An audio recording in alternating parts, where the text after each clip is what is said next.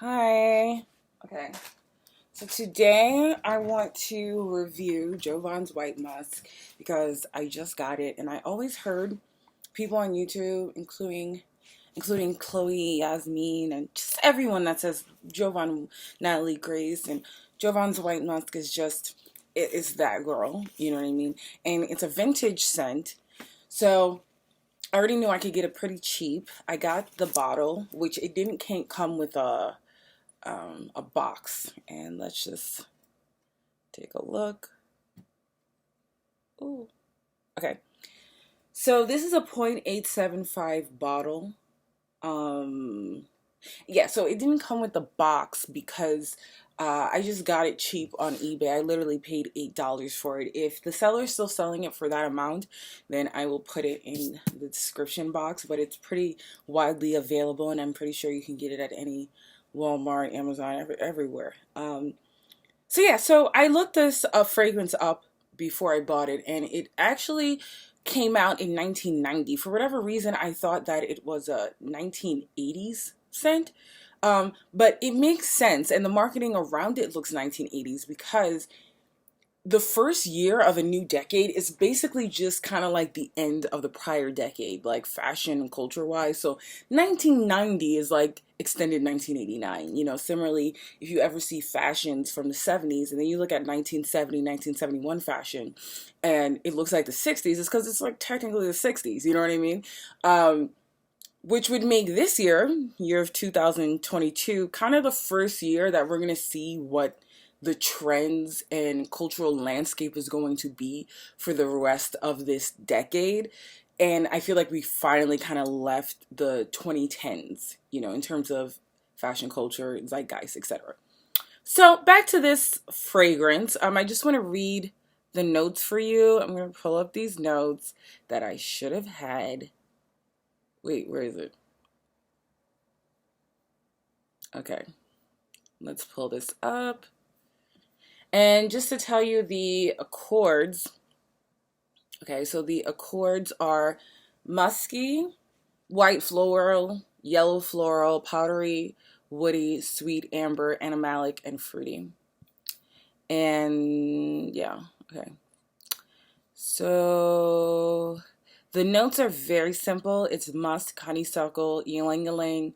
I love that word, ylang-ylang. Ylang-ylang. Wow. Jasmine, amber, and woody notes. So it's a very, very simple fragrance. All right, so let's get into it. I actually did try this yesterday, but I had taken a bath right after, so I actually don't have a real impression of it.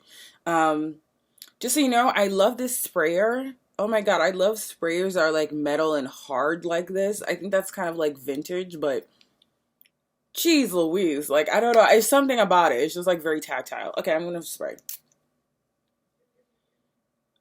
Oh yeah, this is from what I remember. This is so soapy.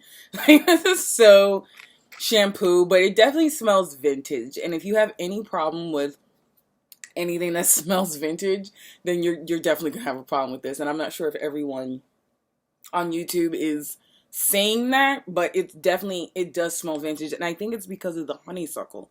The honeysuckle, it smells like a honeysuckle soap, you know, but like a honeysuckle soap that like a super bad bee would wear, like, but a bad bee from like the 80s, like a Daryl Hannah. Oh yeah, like Daryl Hannah, but like in Splash, like the perfume she would have worn, the honeysuckle soap and shampoo she would have worn, that like everyone would be like, oh my god. But it is 80s, but it's also what a bad bee from the 80s would wear. Do you see what I'm saying? Like that's what this vibe gives me. So let me just go back in.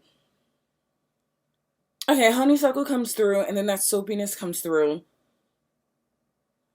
And then I kind of like on the dry down, I start to smell that musk, but the honeysuckle never leaves. Let me go back over here. Am I getting woody notes? Barely. Am I getting amber? A little. Let me see, am I getting jasmine? I feel like initially when I sprayed it, I got more jasmine. To be honest, I'm not quite sure what ylang ylang smells like on its own, so I actually can't speak on that. But I do know that honeysuckle and musk is the primary scents that are coming through on this. I'm gonna spray it one more time. A little alcohol-y when you spray it initially, but that's to be expected. Like, we're never getting away from that. It's just clean. It's just clean. It's just fresh. It's it doesn't smell too super dated, but it does smell, it does give, it's reminiscent of the 80s. If you remember the 80s, I was only a baby in the 80s, but like cultural wise, I remember the early 90s, and the early 90s was like the late 80s. So that's why I say it gives me a very 80s vibe, but what a super cute, beautiful woman from the 80s would wear. That's what this scent is. So very much an everyday fragrance, very much I don't think there's a lot of sillage. I don't think there's a lot of projection. I think it's very much a skin scent. But if someone comes in and let's say you spray this even on your hair or your neck and they smelled you, they'd be like, "Oh, you smell so good. Like you just smell beautiful. Like you smell like honeysuckle gardenia, like that sort of scent." And so it's not like for whatever reason I thought it was powdery, which I really like powdery scents. It's not powdery. It's slightly musky. It's mostly honeysuckle. It's very clean. It's very soapy. And I'm going to try to get out of this video now. And when you think of this, please think of Daryl Hannah and Splash. Beautiful, bad bee, late 80s, vintage vibe, clean. All right. That's Jovan White Musk.